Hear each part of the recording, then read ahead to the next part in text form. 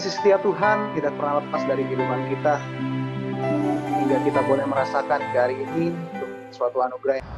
Haleluya Yesus. Shalom. Shalom saudara-saudaraku yang dikasihi oleh Tuhan. Senang sekali bisa menjumpai saudara-saudara lagi dimanapun saudara berada.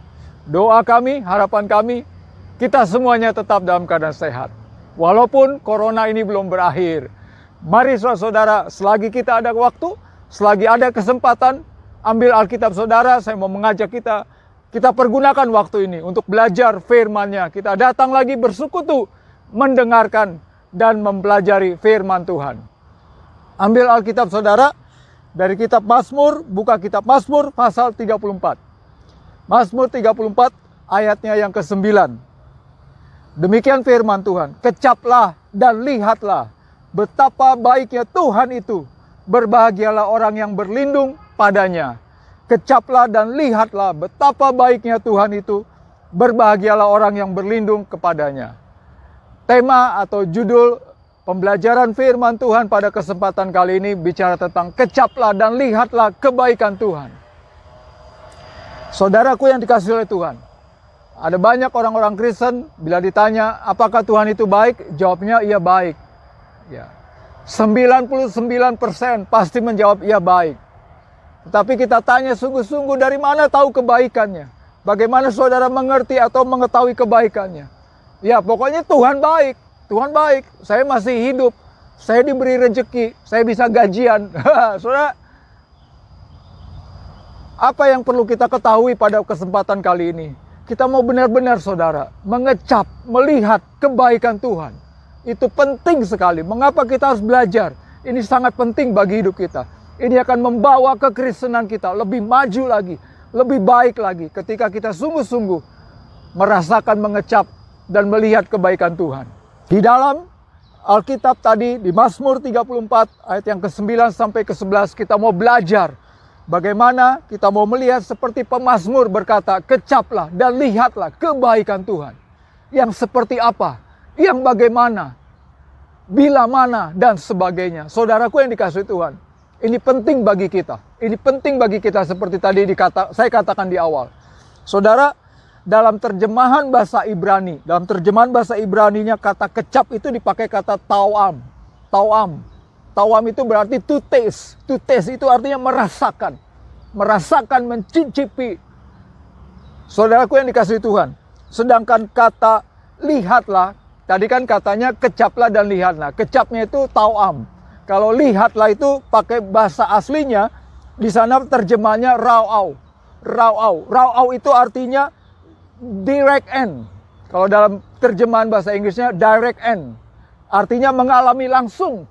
Jadi kecaplah dan lihatlah artinya kita merasakan langsung. Kita merasakan langsung kebaikan Tuhan. Kita mengalami langsung kebaikan Tuhan. Kita melihat langsung, kita mendapatkan langsung, dan sebagainya. Kira-kira begitu pengertiannya. Saudaraku yang dikasihi Tuhan, pertanyaannya, sudahkah kita mengecap dan melihat langsung kebaikan Tuhan? Mengalami langsung dalam hidup kita, merasakan langsung, mendapatkan langsung. Saudaraku yang dikasihi Tuhan, mari kita belajar. Ada 3 hal, saudara-saudara. Poin yang pertama, Mazmur 34 ayat 9. Kecaplah dan lihatlah betapa baiknya Tuhan itu. Berbahagialah, berbahagialah. Saudaraku yang dikasihi Tuhan. Dari mana kita tahunya bahwa kita mengecap dan mengalami kebaikan Tuhan? Poin yang pertama, indikator yang pasti adalah berbahagia. Alkitab berkata berbahagialah. Orang yang mengecap dan melihat kebaikan Tuhan langsung. Sungguh-sungguh mengalami, sungguh-sungguh mendapatkan, sungguh-sungguh mengalami dan meraihnya di dalam kehidupannya. Pasti hidupnya akan berbahagia. Ini tidak bisa dibohongi. Ini tidak bisa diingkari, saudara, ini indikator. Alkitab berkata, berbahagia. Kebahagiaan ini meliputi kebahagiaan seluruh kehidupan kita. Kebahagiaan lahir batin. Bukan hanya kebahagiaan secara materi. Ketika kita dapat gaji, oh iya Tuhan baik ya, saya bahagia. Ketika kita mendapatkan kenaikan pangkat, ketika kita lulus dari kuliah, oh iya Tuhan baik, kita bersyukur Tuhan baik. Tapi hari-hari hidup kita, sudahkah kita bahagia? Waktu demi waktu, hari demi hari, minggu demi minggu, bahkan tahun demi tahun. Sudahkah kita mengalami hidup yang bahagia? Di dalam kitab Roma pasal yang keempat ayat yang ke-6 sampai ke-8. Berbunyi demikian. Seperti juga Daud menyebut berbahagia orang yang dibenarkan Allah bukan berdasarkan perbuatannya. Berbahagialah orang yang diampuni pelanggarannya dan yang ditutupi dosa-dosanya. Berbahagialah manusia yang kesalahannya tidak diperhitungkan Tuhan kepadanya. Saudaraku yang dikasihi oleh Tuhan, kebahagiaan yang seperti apa, saudara? Kebahagiaan yang paling prinsip adalah kebahagiaan waktu kita mengalami, betul-betul kita mengalami keselamatan yang daripada Tuhan. Kita mengalami langsung, kita mendapatkan langsung keselamatan, pengampunan dosa, seluruh dosa kita diampuni oleh Tuhan, dihapuskan oleh Tuhan. Itu kebahagiaan yang paling luar biasa. Itu kebahagiaan yang paling prinsip di dalam kehidupan ini. Tidak bisa dibohongi. Saudaraku yang dikasihi Tuhan, pertanyaannya, sudahkah saudara dengan saya mengalami kebahagiaan ini? Pengampunan dosa, keselamatan hidup, jaminan keselamatan hidup kekal, bersama dengan Bapa di surga, bertemu dengan Bapa di surga. Saudaraku yang dikasihi Tuhan, di dalam kitab Wahyu pasal 3 ayat 20, Tuhan Yesus berkata, lihat, aku berdiri di muka pintu dan mengetuk.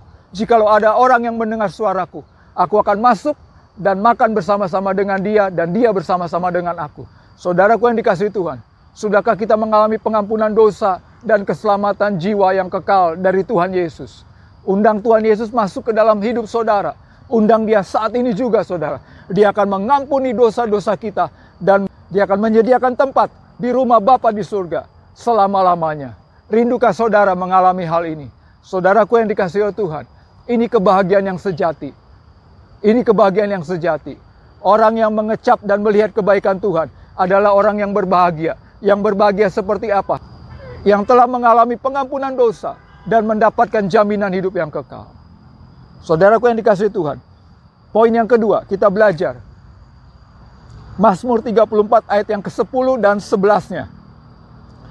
Takutlah akan Tuhan, hai orang-orangnya yang kudus, sebab tidak berkekurangan orang yang takut akan Dia. Singa-singa muda merana kelaparan, tetapi orang-orang yang mencari Tuhan tidak kekurangan suatu pun yang baik. Saudara, Alkitab jelas mengatakan Mazmur 34 ayat 10-11. Ciri-ciri orang yang mengalami, mengecap, melihat kebaikan Tuhan langsung. Hidupnya tidak kekurangan. Hidupnya tidak kekurangan. Saudaraku yang dikasihi Tuhan, ini indikator yang kedua. Bukan saya yang mengatakan, tapi Alkitab mengatakan, Tuhan berjanji.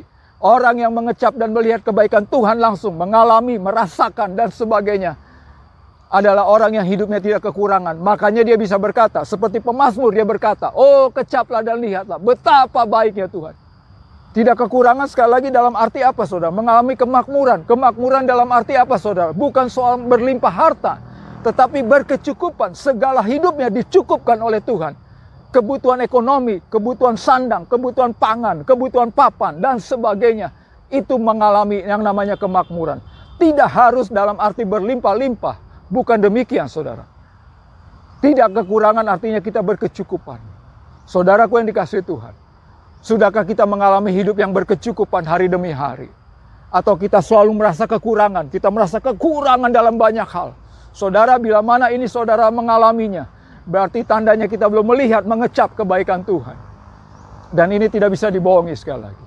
Di dalam kitab Ratapan pasal 3 ayat 22-23 berkata, tidak berkesudahan kasih setia Tuhan, tak habis-habisnya rahmatnya, selalu baru tiap pagi. Saudaraku yang dikasihi Tuhan, berkat Tuhan, anugerah Tuhan, rahmat Tuhan, itu datang selalu baru tiap pagi. Selalu baru, itu janji Tuhan. Saya bersama dengan keluarga, kami mengalami, sungguh-sungguh kami mengalami, merasakan, mendapatkan langsung rahmat, anugerah Tuhan yang selalu baru tiap pagi. Rindukah saudara seperti ini?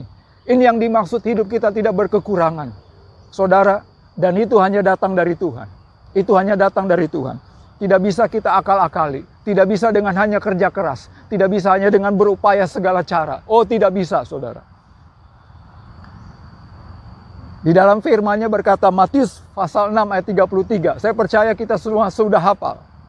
Matius pasal 6 ayat 33. Tetapi carilah dahulu kerajaan Allah dan kebenarannya, maka semuanya itu akan ditambahkan kepadamu. Semuanya itu akan ditambahkan. Apa? Anugerahnya, rahmatnya, segala hal kebaikan Tuhan akan ditambahkan dalam hidup kita.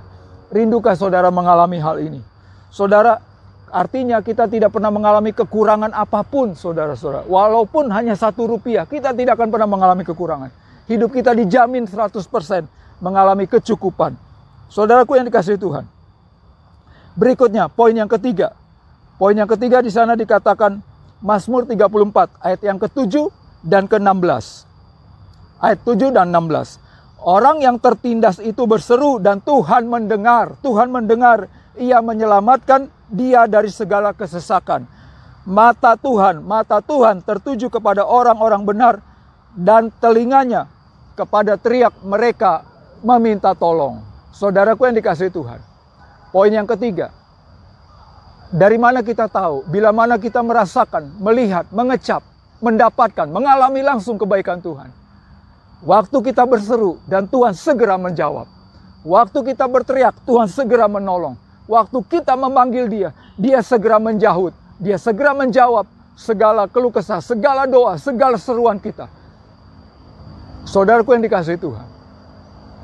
Sudahkah tiap-tiap hari kita mengalami hal ini?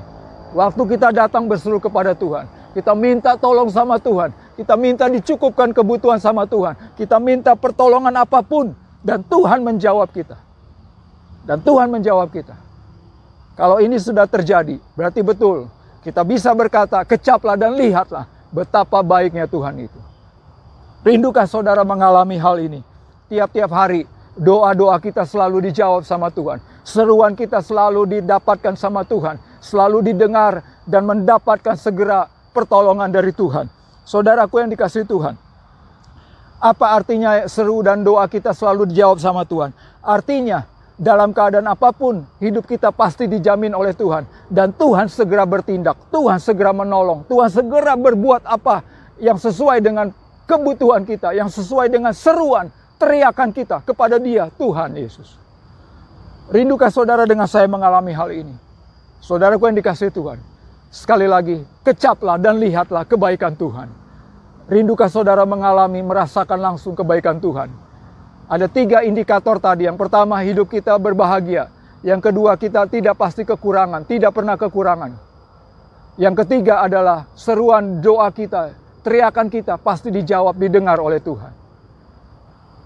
Saudaraku yang dikasihi Tuhan. Mari kita aminkan firman Tuhan pada kesempatan ini. Mari kita berdoa, arahkan hati dan pikiran saudara datang kepada Tuhan. Kecaplah dan lihatlah kebaikan Tuhan secara langsung. Bapa di surga, kami bersyukur untuk firman-Mu pada kesempatan ini. Meteraikan firman-Mu Bapa di dalam hati dan pikiran kami.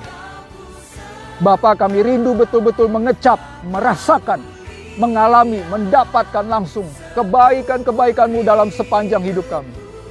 Bapa, tolong kami merasakan kebaikan-Mu Tuhan. Kami rindu Bapa hidup kami berbahagia. Kami rindu hidup kami tidak berkekurangan. Kami rindu seruan doa kami, teriakan kami, Engkau dengar, Engkau jawab langsung. Ini doa kami Bapa di surga. Bapa, bila mana ada penonton yang membuka pintu hatinya dan mengundang Engkau Tuhan Yesus masuk ke dalam hatinya. Berkatilah Bapa, dalam nama Tuhan Yesus Bapa, Engkau jamah, Engkau berkati, Engkau pulihkan. Buat dia merasakan mengecap kebaikan-Mu Tuhan. Bapa, bagi penonton yang membutuhkan pertolongan-Mu dalam masa pandemi corona ini. Dalam nama Tuhan Yesus, Kau jamah, Kau berkati Bapa. Dalam nama Tuhan Yesus. Terima kasih Bapa. Haleluya. Amin. Akhir kata, saya mewakili dari pengurus besar Yayasan Visi Berkat bagi Indonesia mengucapkan terima kasih. Sampai jumpa di lain kesempatan. Tuhan Yesus memberkati saudara-saudara.